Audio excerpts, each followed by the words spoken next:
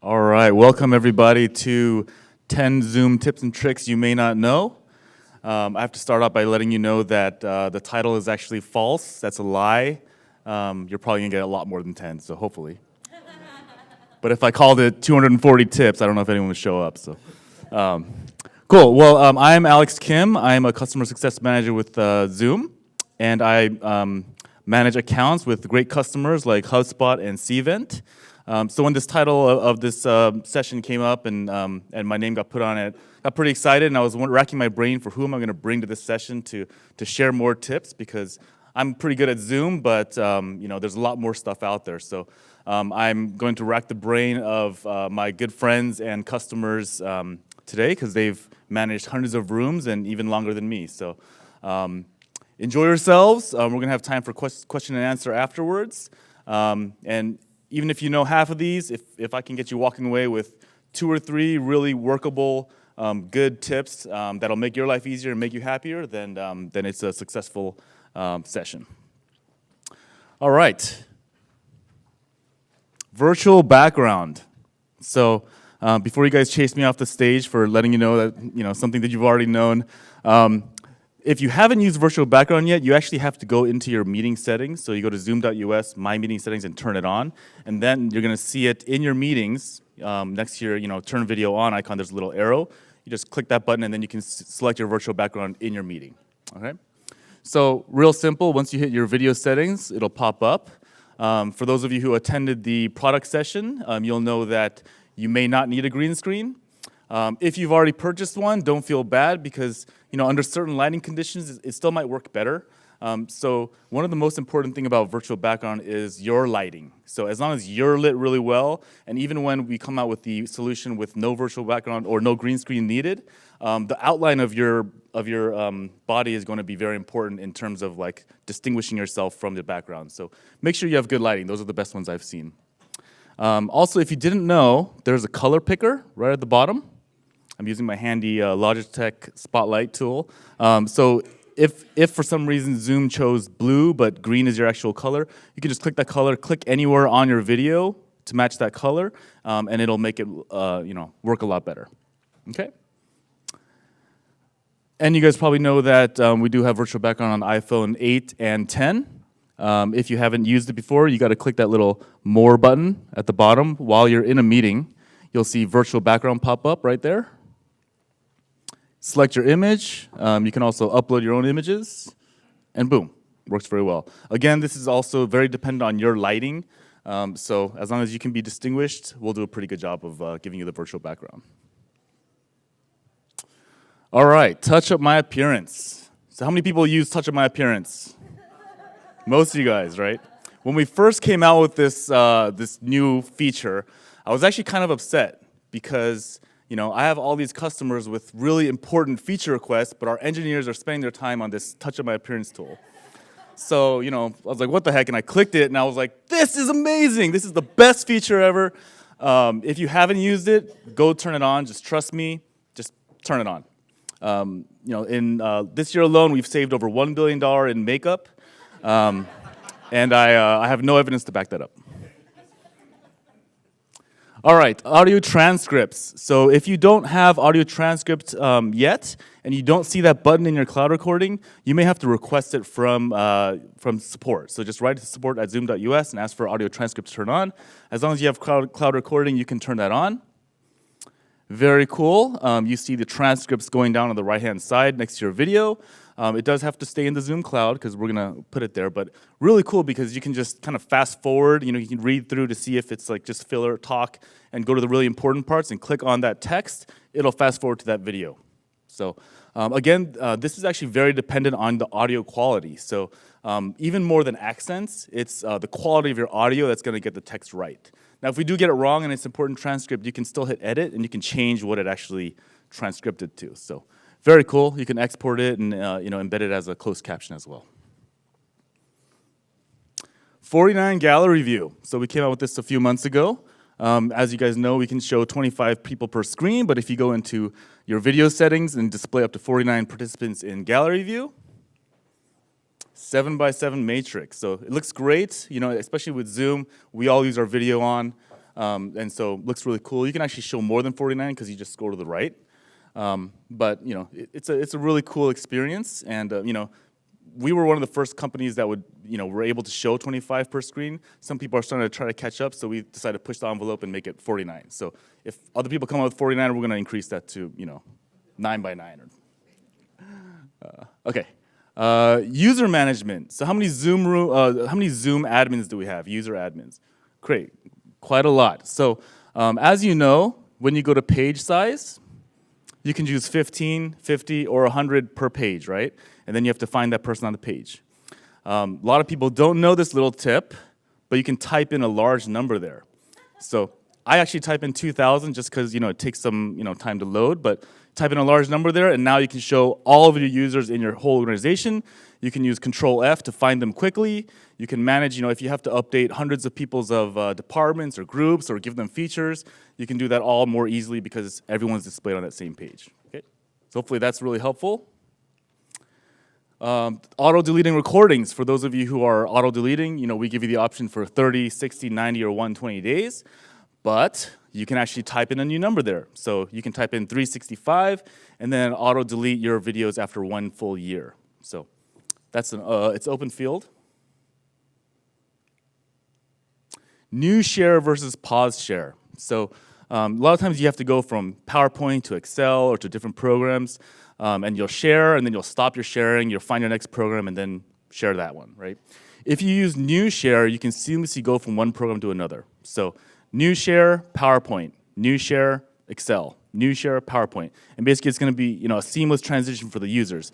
A lot of times you have your content screen up, and when someone stops sharing, it turns into a video screen, and they start sharing again, it turns into a content, so it's kind of jarring. So the new share is a much smoother way to go from one program to another.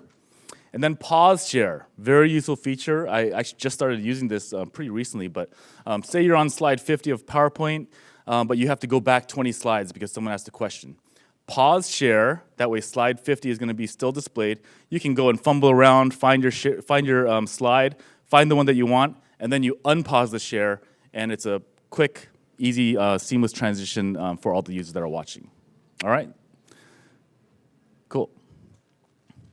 Share computer sound optimized for full screen. I'm sure this is not a crazy tip, but you have to kind of get used to it, just like the new share and the pause share.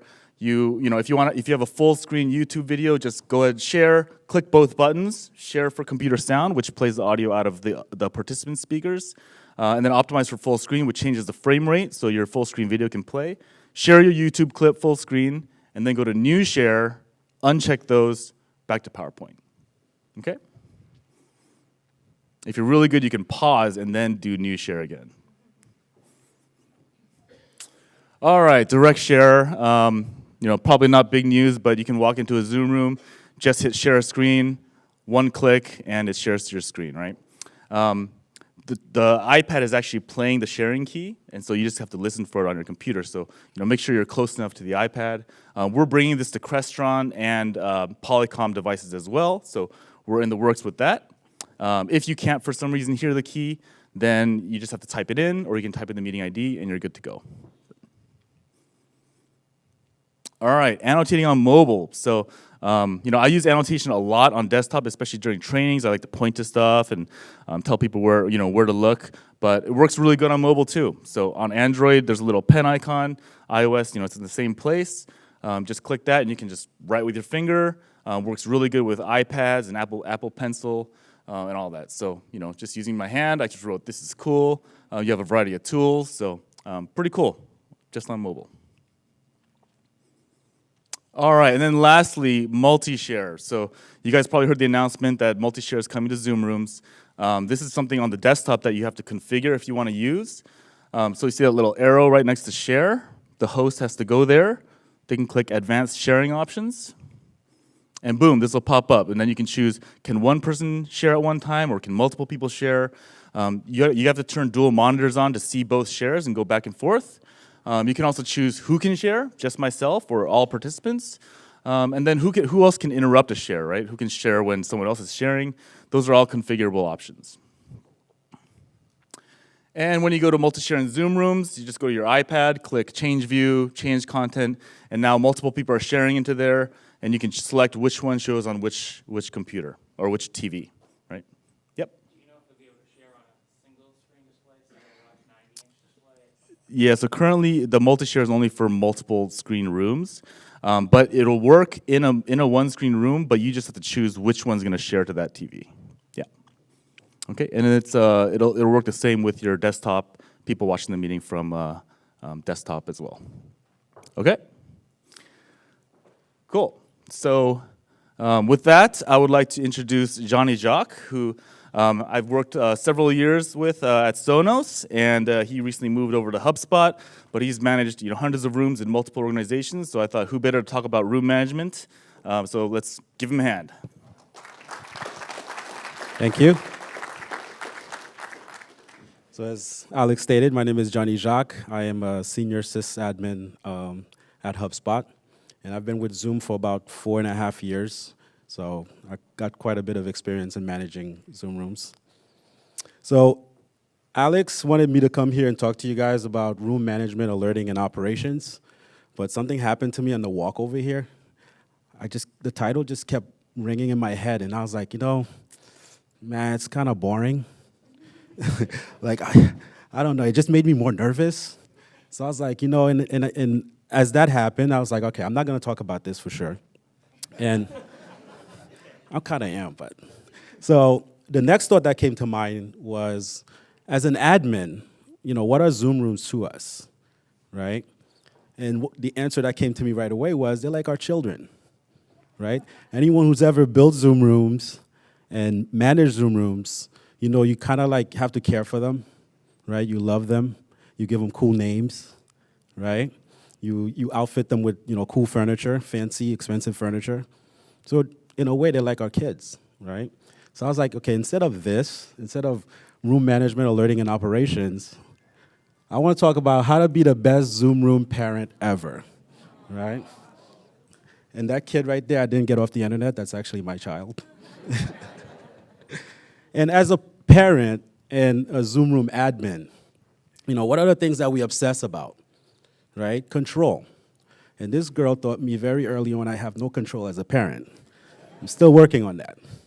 But for Zoom rooms, my first tip is control, right? And part of control is always maintain remote access to your codecs, no matter where they are, right? Whether it's a Windows environment or a Mac, always have remote access. And in the Windows world, there are a multitude of tools that you could use, right? Third-party tools that'll give you full access to a Windows desktop, right? Windows RDP, Desktop Central, SCCM, and the list goes on. In the Mac world, in my experience, ARD is probably the best, right? You could batch scripts. I mean, you could do anything that, as long as you have access, as long as they're on your network, right? And I supplement that with TeamViewer. Now, some of you may ask, if the other two are so good, why do you need TeamViewer as a supplement, right? So, case in point, say your company moves to a new city, but you decide, we're gonna wait a couple of years before we do a full-on build-out. For now, let's just rent a WeWork space, and within that WeWork space, we wanna have a couple of Zoom rooms. So now you have codecs that are part of your organization, but they reside on a foreign network. So how do you RDP to them? And that's where TeamViewer or something like a LogMeIn comes in, right? So my second tip to you guys, once you have your remote access figured out, is just like our kids again, when your Zoom room say, I need attention, and I need your attention now, right? And like Nola here, if you don't give the Zoom room that attention, they have a complete meltdown, right? So how do we stop that meltdown? Alerting, right? And Zoom is giving us a beautiful alerting engine that I really like, right? It could tell us a lot of things about our codecs and the environment that it's in and our peripherals. So what I've done, and there, I put tools up here. These are just tools that I'm familiar with. The tools don't matter. The process is really what matters. And Zoom is so open that you can pretty much incorporate it into whatever tools you're already using, right? Things you're already comfortable with. So what I've done with the alerts is for the Zoom room alerts that come from Zoom, I just funnel those through like Slack or whatever communication solution you're using. And then at the same time, simultaneously, I will send them out to like our ticketing system, right? So an alert will come in, it goes to a Slack channel, so like the collaboration team will have visibility, help desk will have visibility, and at the same time it goes into our ticketing system, whether it's Zendesk, Service Desk, and then our help desk could take that ticket and triage as they normally would, right?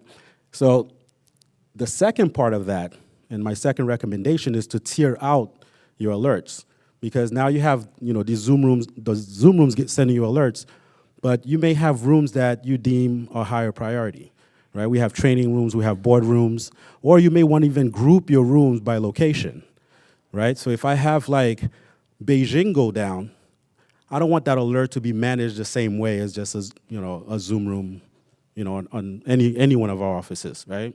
You want that to take a higher priority. So how do you manage that? So what I've done, besides all the, send to Slack, send the alerts, okay, well, from tool perspective, I use SolarWinds. Again, the tool doesn't really matter, it's the process.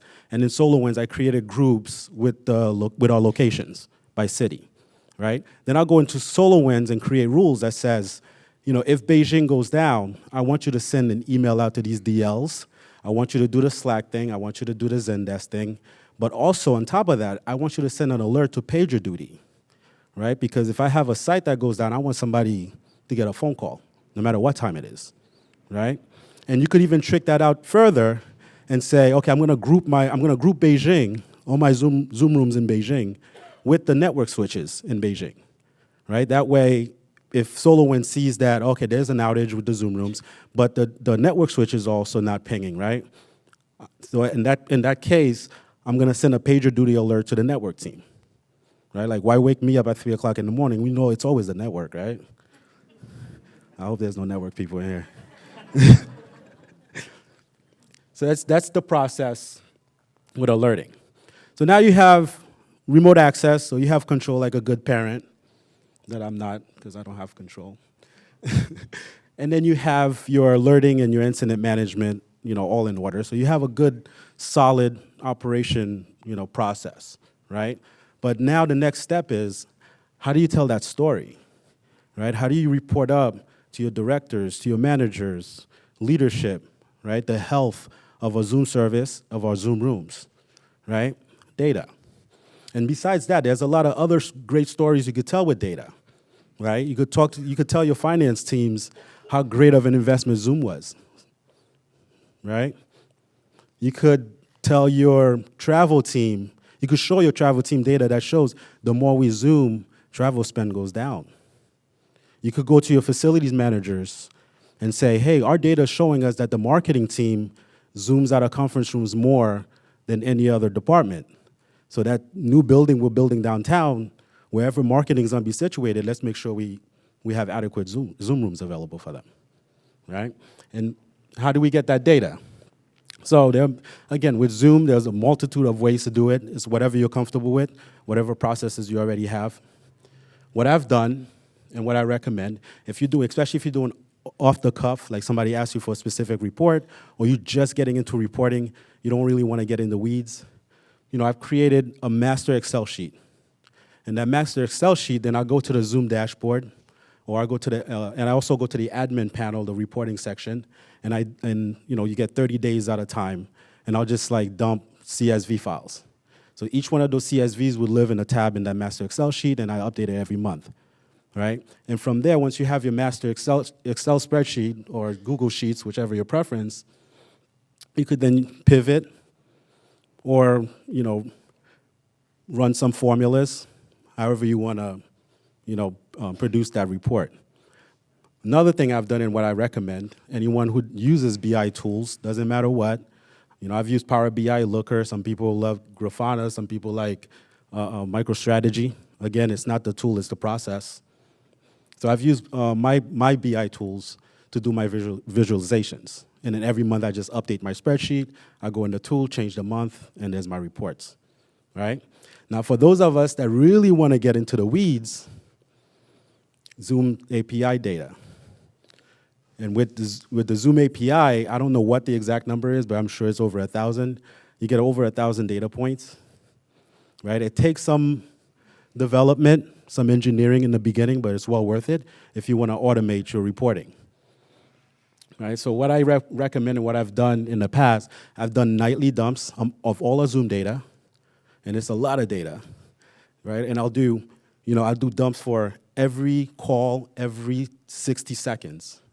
So everyone that's connected, every 60 seconds, I want to see that data, right? Because I'm a stickler for QoS data, and I want to know, bandwidth issues. I want to see everything, right? Again, I'm controlling. So I do my nightly dumps, then I connect my BI tool, and it's the same process, right? You run whatever reports you want, and you could go crazy with this because there's just so much data. The other benefit to using the Zoom API is you could create your own dynamic dashboards, right? So Zoom, out the gate, gives us an incredible dashboard. But the only limit to that dashboard, you only get 30 days of visualizations. So if I want to report, say, 60 days, 90 days, 6 months, a year, or if I want to see everything we've done since we got onto Zoom, I could build my own, right? So these are my 3 tips. I'm a lot shorter than this guy. These are my 3 tips for you guys. But it's really about the process, really about building a strong operation. I mean, if you guys administrators, if you were involved in rolling out Zoom in your company, you were rock stars to begin with, this will make you a bigger rock star, right? Managing and telling these stories, right? So in closing, you'll be a rock star. And even better, you'll be an incredible Zoom Room parent, I promise. Thank you.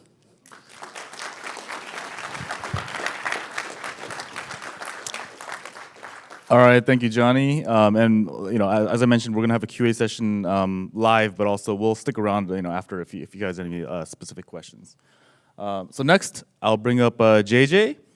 So he comes from Cvent. If you guys are using the Zoomtopia app, that's powered by them, or those iPads when you checked in. So I'm glad we're on that platform. But he's the guy I usually reach out to when I have any kind of device or enrollment or those kind of questions. So let's give him a round of applause. All right, thank you guys. All right, I remember being at Zoomtopia last year, and they weren't using Cvent, and I grilled them about it. So finally, they decided to come on board. So I will be talking about how at Cvent we manage our device and recording more easily. So I'll be talking about that. So first, let's talk about Zoom Rooms. So as you guys already know, we can kind of branch Zoom Room into 3 broad categories. First, you have the Zoom Room Codec. This is any computer that runs your Zoom Room software. You have your Macs, you have your Windows machines, and recently announced you have your Chrome OS.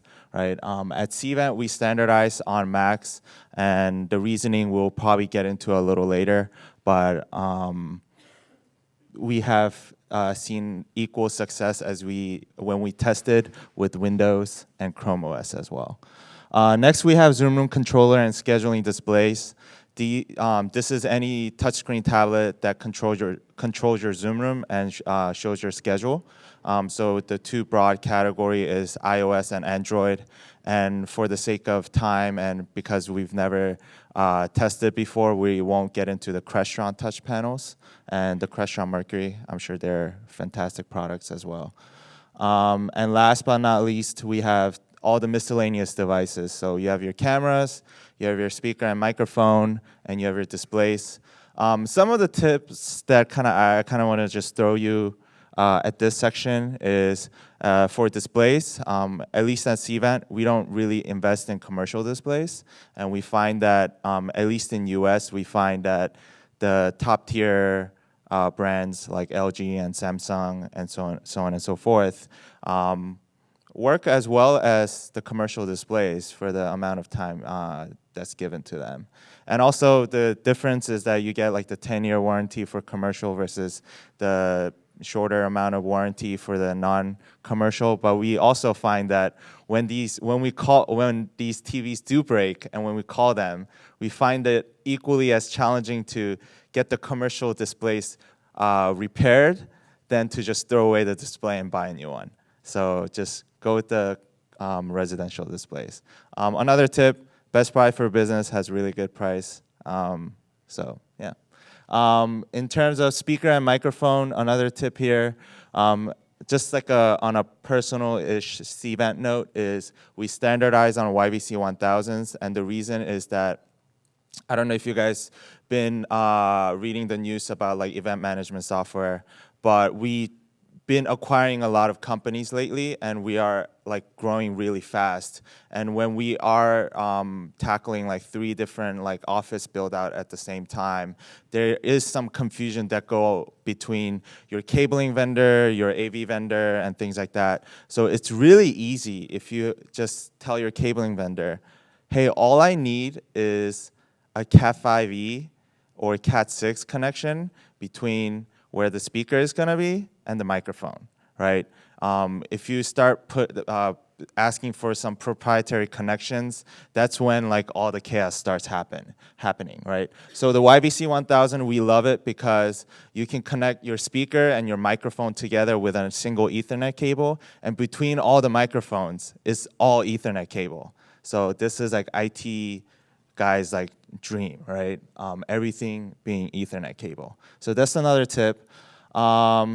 In terms of just purchasing these devices and trialing them, instead of just buying it off of Amazon, I highly encourage you guys to shop around and reach out to your local AV vendors or any AV integrators that are in this room, maybe, right? And ask them, hey, like, how's the Logitech? How is the Aver? How do they compare? Show me a footage of the Logitech. Show me a footage of Aver. And for Cvent, Ryan Pinky, videoconferencegear.com, he has been super helpful for us to select the best sounding speaker and microphone and best looking camera with the best price. So, yeah. So let's get into Zoom Room Codec. So again, this is a PC or this is a computer that runs your Zoom Room software. And again, what Johny said earlier, you want control, right? You want to be able to manage them really well. And just so you guys know, this doesn't come with Zoom. This is like a separate software. So there are 3-ish, 4-ish like big like software that you guys can go with. Jamf is one of them, and they are our sister company, so we use Jamf. But there's also AirWatch, and then if you already have if you have already invested in an infrastructure with SCCM, I'm sure most of you guys have, you guys can just continue using that for your Zoom Room rollout. But I just want to, at this point, want to get a little deeper into Jamf. So we standardize on Jamf mostly because we standardize on Mac Mini, and Jamf is built really well for Mac, and it only works with Mac. So we use Jamf because it works really well with device enrollment program. How many of you guys are familiar with the Apple device enrollment program?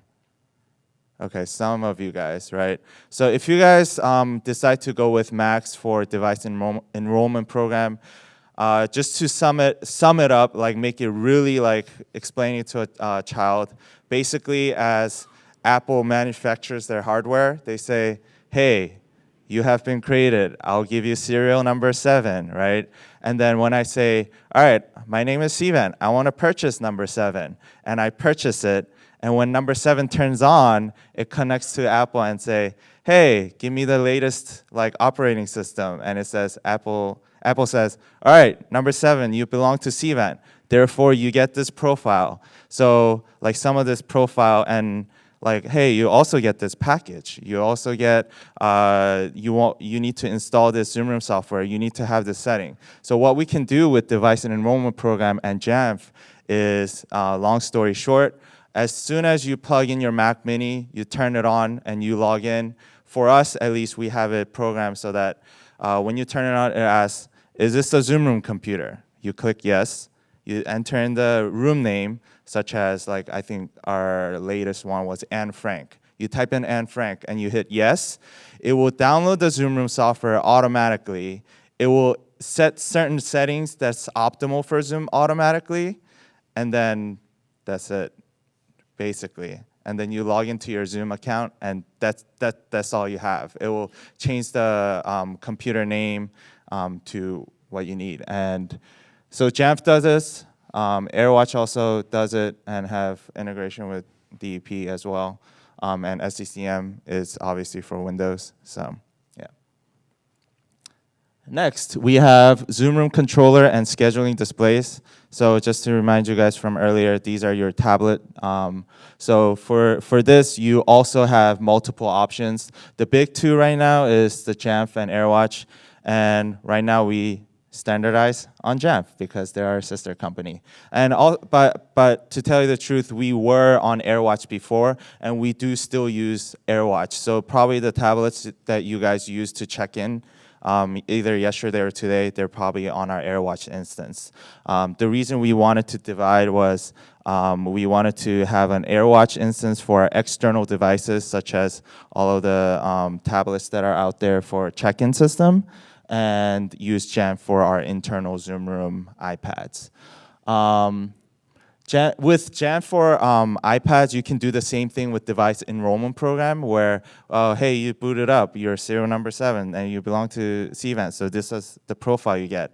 And an example of a really cool profile that we use is we say, oh, like which office are we deploying this iPad? Hey, this iPad, or this office has the Wi-Fi name of yada, yada, yada. And then its password is this. So remember, make sure you don't forget. And this profile lives on the iPad. So let's say someone decides to I don't know, accidentally turn it off and turn it back on, right? Then it will remember, hey, this is the SSID and this is a password. So I'm gonna search for it and I'm gonna connect to it. So it's really cool in that way. There's also, we also do kiosk mode. So I don't know if you guys have pain points where users are pressing the home button and it's exiting out of Zoom. So doing it this way, it will, you will be able, there are other manual ways to do it, but you can massively deploy the iPad so that it doesn't lock out of single app mode. Last thing is VPP, so another Apple program. So volume purchase program, I think is what it's called. You can bulk purchase, even though it's free, the Zoom Room application. And when you deploy, it doesn't ask what's the iCloud password? What's your iTunes password? It doesn't ask that because you have already purchased it by bulk, even though it's free. With Jamf, while we're at it, there's Jamf Pro and Jamf Now. What you just, the overview, just the general tip is that if you don't have Jamf already, Jamf Now, and if you're thinking about getting Jamf for your deployment, just get Jamf Now. It's probably enough to do everything you need for Zoom Rooms, but if you already have Jamf environment, then Jamf Pro might be equally as good. Next. So miscellaneous devices, as earlier talked about, camera, microphones, speakers, and so on and so forth. A lot of the times, they come up with firmware updates. Logitech did recently with the meetup, or it's been a while, and you want to update it, right? How do you do this without going into every computer and going into every room, turning on every computer? What Johny said earlier, you get remote device management program, right? You remotely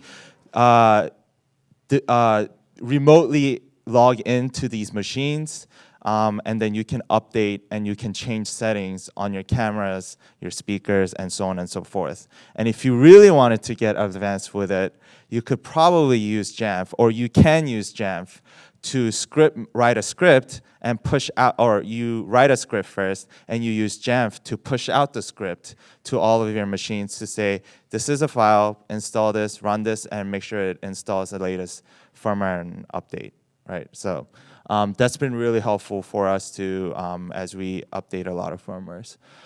Last but not least, we have, it's not really managing displays, but it's some cool tip on ways to kind of, make displays work better for you. You use CEC, right? So Zoom has a built-in CEC where it works well with computers with a little dongle where you can say from 7 a.m. or 6 p.m. to 7 a.m., turn off the displays, right? And it will turn off the displays, which will save you the cost of electricity if you pay for electricity, and cost of just longevity of the TV, right? One thing to kind of give props to Zoom is that they did think about a use case where like your CEO walks in on a Saturday and says, I want to have a Zoom meeting with one of my clients or something like that, right? And your CEO is like, how do I turn on this TV?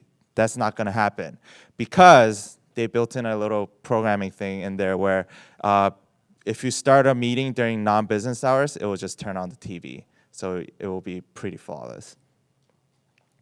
Next, it's not really related to Zoom rooms, but one cool thing that I wanted to mention that we are in plans of doing is we're trying to integrate Zoom with these drives. What do I mean by that? Because we did hear that Zoom and Dropbox is doing partnerships. So I hope someone in here is from Dropbox and is listening. We need this feature. Basically, what we are doing is we have limited storage on Zoom for recording, but we have unlimited storage, at least for Cvent, on Box. So what we do is every night we run a script or we automate the script to run and say, hey, download all of the recordings that happened today, download it and upload it to Box. Then we can utilize the unlimited storage we have and just keep kind of Zoom clear of that storage usage, right? One thing you will lose with this is the transcript feature that Alex talked about earlier. So if that's kind of a deal breaker for you, don't do this. But if you don't really use it, then this might be a cool way to save cost.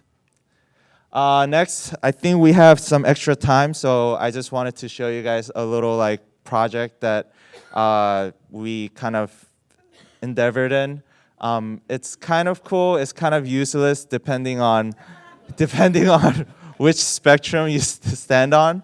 So basically, we thought, hey, there's a little room with only the couch and it's glass all around. So what can we do to make this room functional, right? And we kind of built it in our AV studio back in headquarters. So we were like, all right, maybe we should make this stand thing that can hold TVs all four ways. And just to note that that's a $69 IKEA box on the bottom you see over there. Very professional, by the way.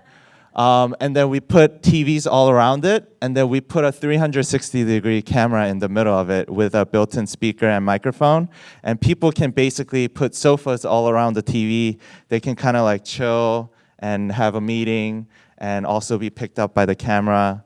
So it's kind of cool. If you guys want to know more about it, talk to me afterwards. That's the owl, right? Yeah, this is a meeting owl. Yeah, so anyway, just wanted to mention that. And yeah, that's what I think. My manager didn't think that way. So, but anyway, that's it. Thanks for listening. If you guys have any questions, I think we're gonna have questions. Yeah, if you guys have questions, feel free to raise your hand. We have someone running with the mic, and he can hand you the mic. So there you go.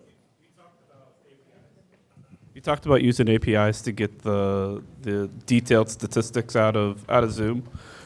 Is anybody aware? Or are you aware of third parties that have built that, and we can buy that? Yeah, Viopta, I know was one. But they had, so I tested them, which is what sent me in this journey. So I originally was doing a demo, and there were some limitations with their data, and some of the data wasn't coming back clean enough for me at the time. They may have improved. It's been a year. But I just found doing it in-house, you actually get to pull what you want. It's a lot of work, but it's just worth it in the end. It feels good. Whereas the Viopta just they gave you something, and you had to kind of make it work. And I ran into a lot of issues, but it was a good attempt. It may have gotten a lot better. I would definitely look into it. It's called Viopta. Okay, thank you.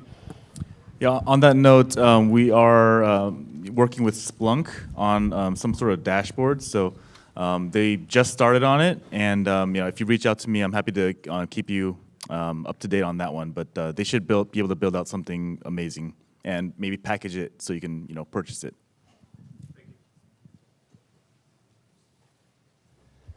Well, since you brought up Splunk, I'm not a Splunk user. What about Logarithm? What was the last part of that question? What about Logarithm and other SIM systems? That I'm not sure about. I know about Splunk because they just signed up with Zoom, and they're my customer. So.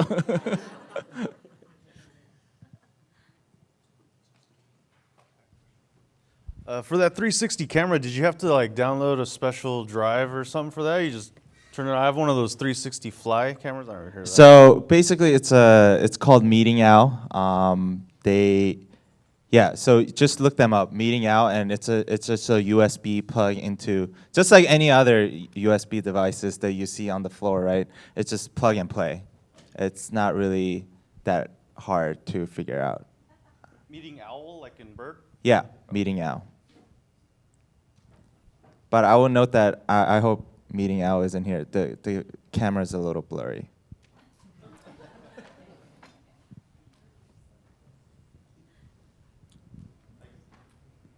All right, thank you. Serena time. Oh no, it's just a personal. What's your favorite virtual background to use? So I've seen quite a few nice virtual backgrounds, but the ones that look the coolest are the ones that have something solid, like a tree, and then it's blurred behind it. So like one of those like real photos, or like even the iPhone, but those photos would have something solid and then everything else is blurry. Those look really nice because then you just have something focused on, and not everything's blurry, but something's focused, and then everything is out of focus. So it looks like you're like sitting in a photo. I got one too. So I work remote. I'm in California. My team's in Boston, and I work from my house. Very lonely. And what I do is when I go to Boston, or the first time I went to Boston, I took a picture of the office, like a little corner of the office, just so when we're in the Zoom calls, it's consistent. Yeah, I'm right down the hallway. On a related note, do you have any recommendations on green screen and lighting? For types of green screen? Correct. I mean, I think most of our office is probably not heavily green screen, but for those that are like working remotely. I have a green surround that I use. Yeah, the ones that I've seen work the best are like green tarp. So it's not like green butcher paper is too reflective, so it's like it has to be kind of mute like a tarp. But the web arounds actually work really well too. You can just attach it to your chair. I'm just not sure what's going to happen when we have no green screen needed. So it's kind of a challenge right now. Hard to see, but from what I've heard about it, it's going to be pretty similar, like with or without. Maybe the feature is there, I'm not aware of it, but is there a way when people leave the Zoom room and they forget to end the meeting to actually end it? You guys know? I recently found this out because we were testing something else. It does time out after 24 hours. Well, we're a network security company, so. Yeah, so what we are working on is counting the number of people in the room. So you'll be able to see, like, in this Zoom room, 6 people were in the meeting, or in this meeting, and the average number of participants that were in use in this kind of room. So is this a 10-person room, but majority of the time only one person's meeting? So I would imagine once we can start reporting on that and counting the number of people, eventually we'll be able to say there's 0 people in this room, so let's end the meeting. But we don't have it yet, but it's a great feature request. And I would also ask, I don't know who to ask this, but you guys were showing us, Cynthia was showing us the iPhone or the phone connect. Does that work the same way if I leave the room? Will it tell me like, oh, you left the room, do you want to end your meeting? Yeah, so I think if you leave the room, the meeting still turns on, but on your phone, when you put the meeting into the Zoom room and then you use it, then say you have to leave, it's still on your phone, and you can bring it back and take it with you. You could end it, like she's saying, like you won't forget. I think you can also end it, yeah. So maybe. Yeah. We're also integrating with Alexa, so maybe people can just say, "Hey Zoom, end the meeting," or "Hey Alexa, end the meeting" as they walk out, and that might help. But yeah. I've worked with engineers. They do that all the time, 24-hour meetings. Kills my numbers. Yeah. Question? Yeah. About that, you probably can log into the admin portal and restart the Zoom app in that room, remotely kill the meeting. Yeah, I mean, you could remotely kill the meeting, but I guess you'd have to know that the meeting was going on. So yeah, I think people leave it on. Walk out and they forget. Yeah, yeah. So you'd have to know. Another breakdown, they were monitoring the bandwidth being used by audio. So when it dropped below a certain level, it would say. And it's like nothing. Oh, that's interesting. That's a good feature request. They monitor the bandwidth of the audio, and if there's no audio, then they would kill the meeting. So I do it all the time. it's pretty innovative. It's like, oh yeah, that was my idea. All right, anyone else? We'll also stick around for a few minutes so you guys can chat us up or exchange business cards or whatnot. So thank you all for coming.